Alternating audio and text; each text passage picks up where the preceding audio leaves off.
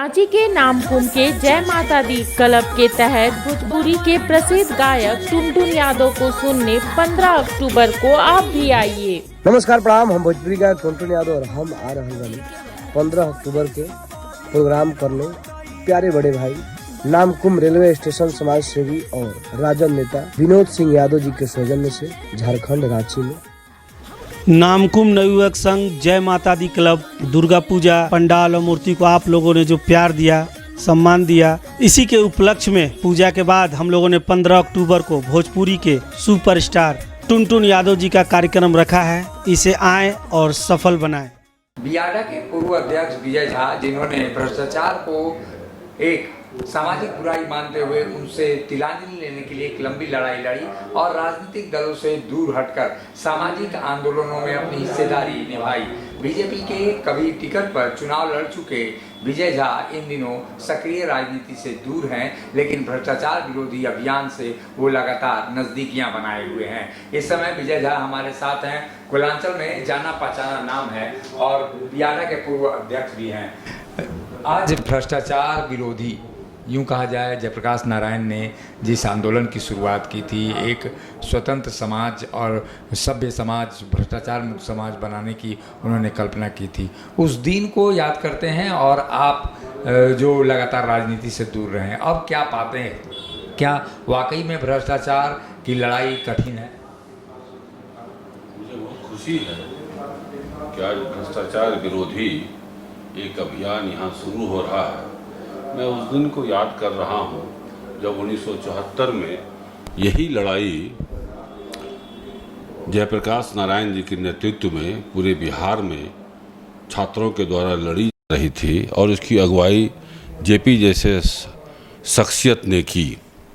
मैं उस समय उस छात्र संघर्ष समिति का कन्वेनर भी रहा हूँ और धनबाद में बहुत ये तेज आंदोलन था धनबाद में।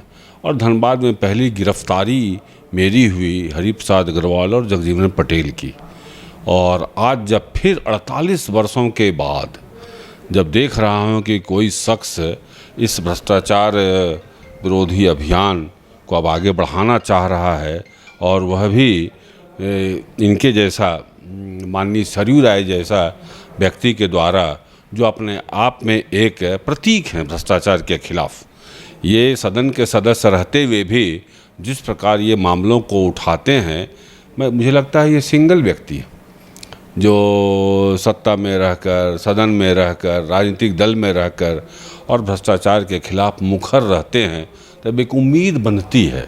और इसलिए मेरे जैसा लोग आज इस आंदोलन में जुड़ने के लिए स्वतः चले आए, क्योंकि आज पहले से भी अधिक भ्रष्टाचार है, लेकिन कोई आंदोलन नहीं है, कोई अगुवाई करने वाला नहीं है, कोई बोलने वाला नहीं है। यहाँ तक कि बंद कमरे में भी अब सेमिनार भी नहीं हो रहे। यह लोकतंत्र के लिए खतरे की घंटी है।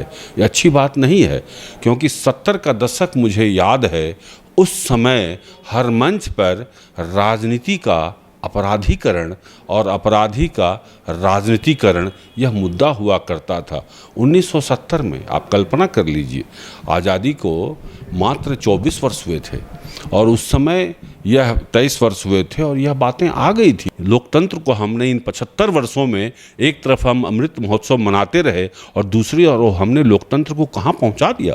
आज 51% जब दागी अपराधी बैठे हैं, तो हम कोई ऐसा विधेयक आज पारित करा सकते हैं क्या जो आपराधिक जमात के खिलाफ हो, जो अपराध पर प्रहार करता हो? हम पारित नहीं करा सकते, चूँकि बहुमत आज उनकी है सदन के अंदर। ये मैं नहीं कह रहा, यह एडीआर की रिपोर्ट है जो कोई भी देख सकता है।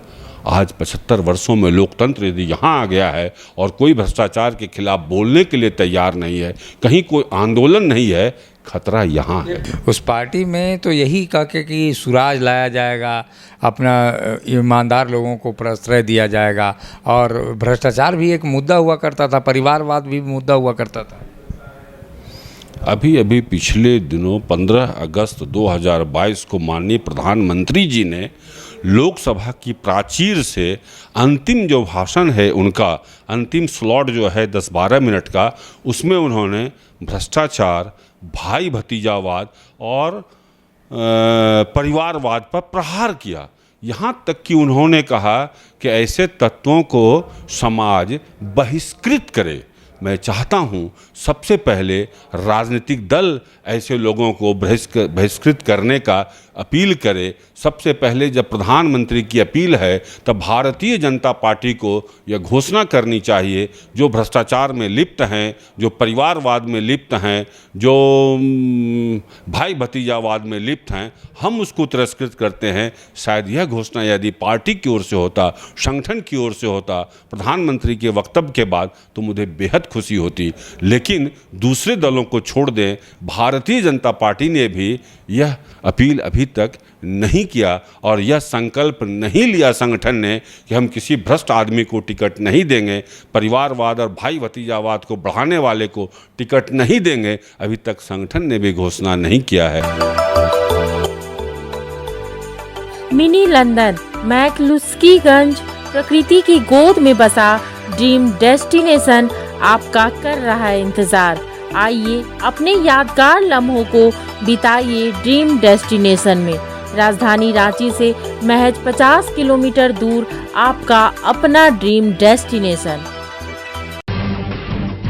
जब टूटती है आस, जब थकती है सांस, जब रूठते हैं अपने, मुंह मोड़ता है जमाना, जब अंगड़ाई लेता है संकल्प, फिर बनती है कहानी, बनते हैं अनमिट निशान। देखिए मेरे साथ संघर्ष की दास्तां।